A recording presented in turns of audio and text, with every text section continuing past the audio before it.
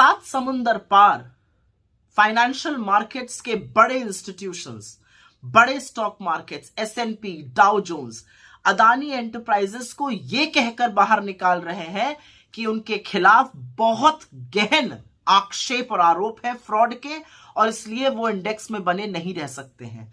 सात समुंदर पार जो जॉनसन एलारा कैपिटल के डायरेक्टर थे, जिन्होंने अडानी के FPO में पैसा लगाया था और पूर्व यूके के प्रधानमंत्री बोरिस जॉनसन के भाई हैं, उनको अपने पद से, डायरेक्टर थे एलारा कैपिटल में, उनको अपने पद से रिजाइन करना पड़ा।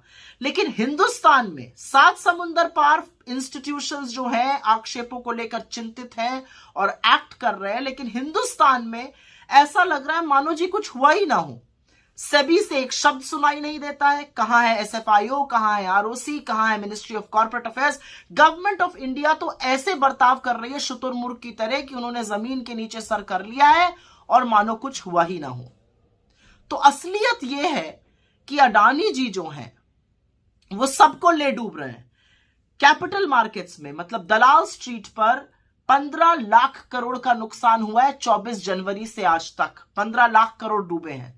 10 लाख करोड़ अडानी जी के डूबे हैं, लेकिन 5 लाख करोड़ उन रिटेल इन्वेस्टर्स के डूबे हैं जिन्होंने इस विश्वास से पैसा मार्केट में लगाया था कि वो मार्केट के चलते बढ़ेगा, पर उनको भी झेलना पड़। उनका अडानी से कोई लेना देना नहीं है। वो शायद हिंदुस्तान की 4000 से ज्यादा जो लिस्टेड कंपनीज है, जो अच्छे से चलती हैं, जो साफ सुथरी हैं, जिसमें कॉर्पोरेट गवर्नेंस है, उसमें पैसा लगाया हुआ है, लेकिन भुगतना उनको भी पड़ रहा है अडानी जी के कुकर्मों को और सरकार की मिली भगत को। तो सरकार एक्ट क्यों नहीं कर रही है, ये सवाल है। क्यों सेबी कुछ नहीं कर रहा है, क्यों SFIO कुछ नहीं कर रहा है, कहां है ED, कहां है MCA, कहां है ROC, कोई शब्द नहीं है। मोदी जी ने तो आंखों पर पट्टी बांध ली, क्योंकि वो तो दोस्ती निभाने पर तुले हुए हैं। वो तो सदन में भी चर्चा नहीं होने देते, सदन को सोमवार तक के लिए स्थगित कर दिया गया है। लेकिन सवाल यह पूछा जाएगा कि उस रिटेल इन्वेस्टर को कौन बचाएगा जो अडानी जी के कुकर्मों का फल भुगत रहा है, जिसके 5 लाख करोड़ से ज्यादा खत्म हो गए, नष्ट हो गए मार्केट में। अब अडानी जी कोई छोटी सी किराने की दुकान तो है नहीं। अडानी जी मोदी जी की कृपा से इस देश के सबसे बड़े, सबसे अमीर आदमी बन गए थे। उनकी मोनोपोली एयरपोर्ट पे है, उनका एकाधिकार मोनोपोली पोर्ट्स में है, उनकी मोनोपोली फूड एंड एग्रीकल्चर में है। क्या गोडाउन, क्या वेयर हाउसेज, क्या खाने वाला तेल, सब में वो घुसे हुए हैं। फलों के बागान तक में वो घुसे हुए हैं। उनकी मोनोपोली रिन्यूएबल एनर्जी में है, उनकी मोनोपोली सीमेंट में है, उनके 10 लिस्टेड कंपनीज मार्केट में है, 5 और लिस्ट होने वाली थी। तो जब इतना बड़ा एक जो ग्रुप होता है और मोदी जी की कृपा से इतना बड़ा बना और इतनी जल्दी से विकसित हुआ ग्रुप है, जब डूबता है तो वो सबको ले डूबता है। ये इकोनॉमी को ध्वस्त करने की कुवत रखता है। और ये बात डाउ जोन्स, S&P जैसे लोग, सिटी ग्रुप जैसे लोग, क्रेडिट स्विस जैसे लोग पहचान रहे हैं, फिच जैसे लोग पहचान रहे हैं। लेकिन हमारी सरकार जो है वो आंख पर पट्टी बांधे हुए और मुंह पे दही जमाए हुए बैठी हुई है। तो पूछने की बात यह है कि LIC, SBI, इनसे सवाल कब पूछे जाएंगे?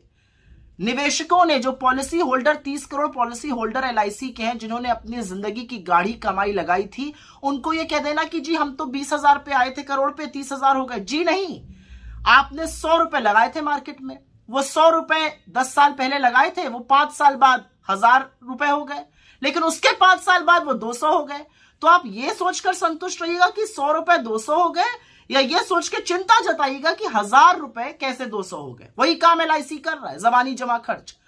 SBI, 45 करोड़ लोग इस विश्वास से SBI, state bank of India में अकाउंट खोलते हैं कि सरकार का बैंक है, डूबेगा नहीं, कुछ गलत काम नहीं करेगा। 81,000 करोड़ रुपए बैंकों ने कर्जा दिया है अडानी जी को, जो उनके कुल कर्जे का मात्र 38% है। और उस 38% में भी 8% तो प्राइवेट बैंक का है और 30% सरकारी बैंक का है।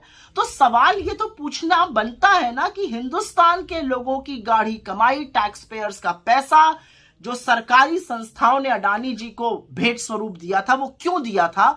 और आज जब रिटेल निवेशक, जब छोटे छोटे निवेशकों की पूरी पूंजी ध्वस्त होती जा रही है, उड़ती जा रही है, ब्लड बाथ मचा हुआ है मार्केट में, तो सरकार क्या कर रही है? ना सदन में बहस करने की अनुमति देती है, ना JPC कराती है, ना सुप्रीम कोर्ट के जज से कोई जांच कराती है।